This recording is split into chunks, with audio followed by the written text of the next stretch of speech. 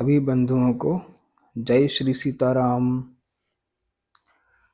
श्रीमद् वाल्मीकि रामायणम अयोध्या कांडम प्रथम सर्ग। इस सर्ग में श्री राम के सद्गुणों का वर्णन, राजा दशरथ का श्री राम को युवराज बनाने का विचार तथा विभिन्न नरेशों और नगर एवं जनपद के लोगों को मंत्रणा के लिए अपने दरबार में बुलाने का वर्णन है। अब कथा। पहले यहाँ बताया जा चुका है कि भरत अपने मामा के यहाँ जाते समय काम आदि शत्रुओं को सदा के लिए नष्ट कर देने वाले निष्पाप शत्रुघ्न को भी प्रेमवश अपने साथ लेते गए थे। वहाँ भाई सहित उनका बड़ा आदर सत्कार हुआ और वे वहाँ सुखपूर्वक रहने लगे। उनके मामा युधाजित, जो अश्वयूथ के अधिपति थे, उन दोनों पर पुत्र से भी अधिक स्नेह रखते थे और बड़ा लाड़ प्यार करते थे। यद्यपि मामा के यहाँ उन दोनों वीर भाइयों की सभी इच्छाएं पूर्ण करके उन्हें पूर्णतः तृप्त किया जाता था, तथापि वहाँ रहते हुए भी उन्हें अपने वृद्ध पिता महाराज दशरथ की याद कभी नहीं भूलती थी। महातेजस्वी राजा दशरथ भी प्रदेश में गए हुए महेंद्र और वरुण के समान पराक्रमी अपने उन दोनों पुत्र भरत और शत्रुघ्न का सदा स्मरण किया करते थे। अपने शरीर से प्रकट हुई चारों भुजाओं के समान वे सब चारों ही पुरुष शिरोमणि पुत्र महाराज को बहुत ही प्रिय थे, परंतु उनमें भी महातेजस्वी श्री राम सबकी अपेक्षा अधिक गुणवान होने के कारण समस्त प्राणियों के लिए ब्रह्मा जी की भांति पिता के लिए विशेष प्रीतिवर्धक थे। इसका एक कारण और भी था। वे साक्षात सनातन विष्णु थे और परम प्रचंड रावण के वध की अभिलाषा रखने वाले देवताओं की प्रार्थना पर मनुष्य लोक में अवतीर्ण हुए थे। उन अमित तेजस्वी पुत्र श्री रामचंद्र जी से महारानी कौशल्या की वैसी ही शोभा होती थी जैसे वज्रधारी देवराज इंद्र से देवमाता अदिति सुशोभित होती हैं। श्री राम बड़े ही रूपवान और पराक्रमी थे। वे किसी के दोष नहीं देखते थे। भूमंडल में उनकी समता करने वाला कोई नहीं था। वे अपने गुणों से पिता दशरथ के समान एवं योग्य पुत्र थे। वे सदा शांत चित्त रहते थे और सांत्वनापूर्वक मीठे वचन बोलते थे। यदि उनसे कोई कठोर बात भी कह देता तो वे उसका उत्तर नहीं देते थे। कभी कोई एक बार भी उपकार कर देता तो वे उसके उस एक ही उपकार से सदा संतुष्ट रहते थे और मन को वश में रखने के कारण किसी के सैकड़ों अपराध करने पर भी उसके अपराधों को याद नहीं रखते थे। अस्त्र शास्त्रों के अभ्यास के लिए उपयुक्त समय में बीच बीच में अवसर निकालकर वे उत्तम चरित्र में, ज्ञान में तथा अवस्था में बढ़े चढ़े सत्पुरुषों के साथ ही सदा बातचीत करते थे और उनसे शिक्षा लेते थे। वे बड़े बुद्धिमान थे और सदा मीठे वचन बोलते थे। अपने पास आए हुए मनुष्यों से पहले स्वयं ही बात करते और ऐसी बातें मुंह से निकालते जो उन्हें प्रिय लगे। बल और पराक्रम से संपन्न होने पर भी अपने महान पराक्रम के कारण उन्हें कभी गर्व नहीं होता था। झूठी बात तो उनके मुख से कभी निकलती ही नहीं थी। वे विद्वान थे और सदा वृद्ध पुरुषों का सम्मान किया करते थे। प्रजा का श्री राम के प्रति और श्री राम का प्रजा के प्रति बड़ा अनुराग था। वे परम दयालु, क्रोध को जीतने वाले और ब्राह्मणों के पुजारी थे। उनके मन में दीन दुखियों के प्रति बड़ी दया थी। वे धर्म के रहस्य को जानने वाले, इंद्रियों को सदा वश में रखने वाले और बाहर भीतर से परम पवित्र थे। अपने कुलोचित आचार, दया, उदारता और शरणागत रक्षा आदि में ही उनका मन लगता था। वे अपने क्षत्रिय धर्म को अधिक महत्व देते और मानते थे। वे उस क्षत्रिय धर्म के पालन से महान स्वर्ग परम धाम की प्राप्ति मानते थे, अतः बड़ी प्रसन्नता के साथ उसमें संलग्न रहते थे। अमंगलकारी निषिद्ध कर्म में उनकी कभी प्रवृत्ति नहीं होती थी। शास्त्र विरुद्ध बातों को सुनने में उनकी रुचि नहीं थी। वे अपने न्याययुक्त पक्ष के समर्थन में बृहस्पति के समान एक से बढ़कर एक युक्तियां देते थे। उनका शरीर निरोग था और अवस्था तरुण। वे अच्छे वक्ता, सुंदर शरीर से सुशोभित तथा देश काल के तत्वों को समझने वाले थे। उन्हें देखकर ऐसा जान पड़ता था कि विधाता ने संसार में समस्त पुरुषों के सार तत्वों को समझने वाले साधु पुरुष के रूप में एकमात्र श्री राम को ही प्रकट किया है। राजकुमार श्री राम श्रेष्ठ गुणों से युक्त थे। वे अपने सद्गुणों के कारण प्रजाजनों को बाहर विचरने वाले प्राण की भांति प्रिय थे। भरत के बड़े भाई श्री राम संपूर्ण विद्याओं के व्रत में निष्णात और छहों अंगों सहित संपूर्ण वेदों के यथार्थ ज्ञाता थे। बाण विद्या में तो वे अपने पिता से भी बढ़कर थे। वे कल्याण की जन्मभूमि, साधु, दैन्य रहित, सत्यवादी और सरल थे। धर्म और अर्थ के ज्ञाता, वृद्ध ब्राह्मणों के द्वारा उन्हें उत्तम शिक्षा प्राप्त हुई थी। उन्हें धर्म, काम और अर्थ के तत्वों का सम्यक ज्ञान था। वे स्मरण शक्ति से संपन्न और प्रतिभाशाली थे। वे लोक व्यवहार के संपादन में समर्थ और समयोचित धर्माचरण में कुशल थे। वे विनयशील, अपने आकार अभिप्राय को छिपाने वाले, मंत्र को गुप्त रखने वाले और उत्तम सहायकों से संपन्न थे। उनका क्रोध अथवा हर्ष निष्फल नहीं होता था। वे वस्तुओं के त्याग और संग्रह के अवसर को भली भांति जानते थे। गुरुजनों के प्रति उनकी दृढ़ भक्ति थी। वे स्थितप्रज्ञ थे और असद वस्तुओं को कभी ग्रहण नहीं करते थे। उनके मुख से कभी दुर्वचन नहीं निकलता था। वे आलस्य रहित, प्रमाद शून्य तथा अपने और पराये मनुष्यों के दोषों को अच्छी प्रकार जानने वाले थे।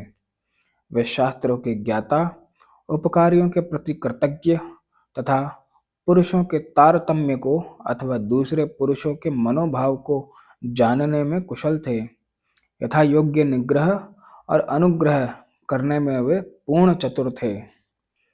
उन्हें सत्पुरुषों के संग्रह और पालन तथा दुष्ट पुरुषों के निग्रह के अवसरों का ठीक ठाक ज्ञान था। धन की आय के उपायों को वे अच्छी तरह जानते थे। अर्थात फूलों को नष्ट न करके उनसे रस लेने वाले भ्रमरों की भांति वे प्रजाओं को कष्ट दिए बिना ही उनसे न्यायोचित धन का उपार्जन करने में कुशल थे तथा शास्त्र वर्णित व्यय कर्म का भी उन्हें ठीक ठीक ज्ञान था। शास्त्र में व्यय का विधान इस प्रकार देखा जाता है। नारद जी कहते हैं, युधिष्ठिर, क्या तुम्हारी आय के 1/4 या आधे अथवा 3/4 भाग से तुम्हारा खर्चा चल जाता है? इन 5 वस्तुओं के लिए अर्थ का विभाजन करने वाला मनुष्य इहलोक और परलोक में भी सुखी होता है। वे वस्तुएं हैं धर्म, यश, अर्थ, आत्मा और स्वजन। उन्होंने सब प्रकार के अस्त्र समूहों तथा संस्कृत, प्राकृत आदि भाषाओं से मिश्रित नाटक आदि के ज्ञान में निपुणता प्राप्त की थी। वे अर्थ और धर्म का संग्रह करते हुए तदनुकूल काम का सेवन करते थे और कभी आलस्य को पास नहीं फटकने देते थे। विहार यानी क्रीड़ा और मनोरंजन के उपयोग में आने वाले संगीत, वाद्य और चित्रकारी आदि शिल्पों के भी वे विशेषज्ञ थे। अर्थों के विभाजन का भी उन्हें सम्यक ज्ञान था। वे हाथियों और घोड़ों पर चढ़ने और उन्हें भांति भांति की चालों की शिक्षा देने में निपुण थे। श्री रामचंद्र जी इस लोक में धनुर्वेद के सभी विद्वानों में श्रेष्ठ थे। अतिरथी वीर भी उनका विशेष सम्मान करते थे। शत्रु सेना पर आक्रमण और प्रहार करने में वे विशेष कुशल थे। सेना संचालन की नीति में उन्होंने अधिक निपुणता प्राप्त की थी। संग्राम में कुपित होकर आए हुए समस्त देवता और असुर भी उनको परास्त नहीं कर सकते थे। उनमें दोष दृष्टि का सर्वथा अभाव था। वे क्रोध को जीत चुके थे और दर्प और ईर्ष्या का उनमें अत्यंत अभाव था। किसी भी प्राणी के मन में उनके प्रति अवहेलना का भाव नहीं था। वे काल के वश में होकर उसके पीछे पीछे चलने वाले नहीं थे, काल ही उनके पीछे चलता था। इस प्रकार उत्तम गुणों से युक्त होने के कारण राजकुमार श्री राम समस्त प्रजाओं तथा तीनों लोकों के प्राणियों के लिए आदरणीय थे। वे अपने क्षमा संबंधी गुणों के द्वारा पृथ्वी की समानता करते थे। बुद्धि में बृहस्पति और बल पराक्रम में सचिपति इंद्र के तुल्य थे। जैसे सूर्यदेव अपनी किरणों से प्रकाशित होते हैं, उसी प्रकार श्री रामचंद्र जी समस्त प्रजाओं को प्रिय लगने वाले तथा पिता की प्रीति बढ़ाने वाले सद्गुणों से सुशोभित होते थे। ऐसे सदाचार संपन्न, अजेय पराक्रमी और लोकपालों के समान तेजस्वी श्री रामचंद्र जी को पृथ्वी यानी भूदेवी और भूमंडल की प्रजा ने अपना स्वामी बनाने की कामना की। अपने पुत्र श्री राम को अनेक अनुपम गुणों से युक्त देखकर शत्रुओं को संताप देने वाले राजा दशरथ ने मन ही मन कुछ विचार करना आरंभ किया। उन चिरंजीवी बूढ़े महाराज दशरथ के हृदय में यह चिंता हुई कि किस प्रकार मेरे जीते जी श्री रामचंद्र राजा हो जाएं और उनके राज्याभिषेक से प्राप्त होने वाली यह प्रसन्नता मुझे कैसे सुलभ हो। उनके हृदय में यह उत्तम अभिलाषा बारंबार चक्कर लगाने लगी कि कब मैं अपने प्रिय पुत्र श्री राम का राज्याभिषेक देखूंगा। वे सोचने लगे कि श्री राम सब लोगों के अभ्युदय की कामना करते हैं और संपूर्ण जीवों पर दया रखते हैं।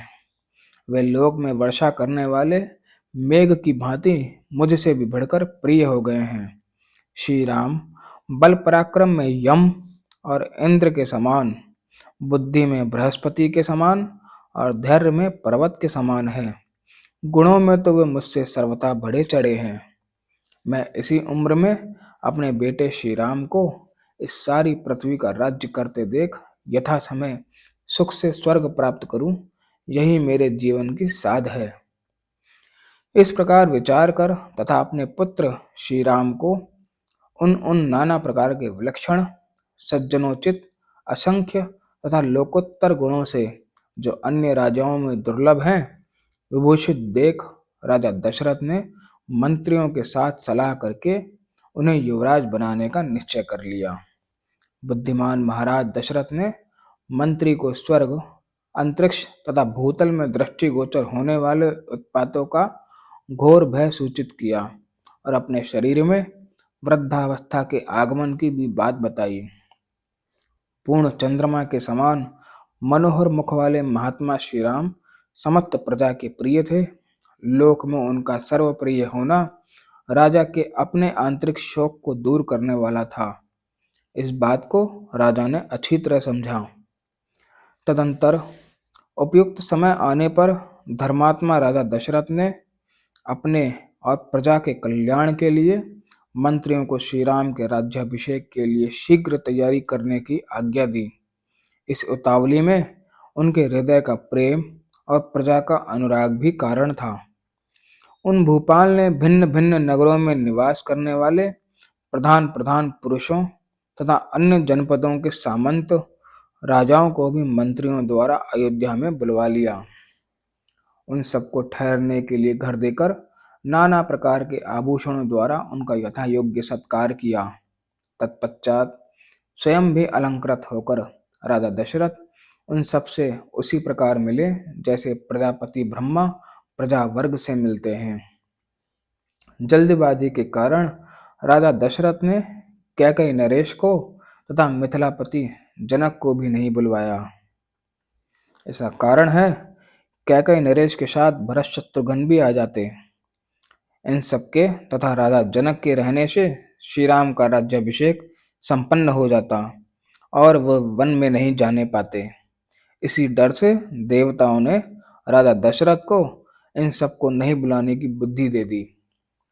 उन्होंने सोचा वे दोनों संबंधी इस प्रिय समाचार को पीछे सुन लेंगे। तदंतर शत्रु नगरी को पीड़ित करने वाले राजा दशरथ जब दरबार में आ बैठे, तब कैकई राज और जनक को छोड़कर शेष सभी लोकप्रिय नरेशों ने राजसभा में प्रवेश किया। वे सभी नरेश राजा द्वारा दिए गए नाना प्रकार के सिंहासनों पर उन्हीं की ओर मुंह करके विनीत भाव से बैठे थे। राजा से सम्मानित होकर विनीत भाव से उन्हीं के आसपास बैठे हुए सामंत नरेशों तथा नगर और जनपद के निवासी मनुष्यों से घिरे हुए महाराज दशरथ उस समय देवताओं के बीच विराजमान सहस्त्र नेत्रधारी भगवान इंद्र के समान शोभा पा रहे थे। इस प्रकार श्री वाल्मीकि निर्मित आर्ष रामायण आदि काव्य के अयोध्या कांड में पहला सर्ग पूरा हुआ। धन्यवाद।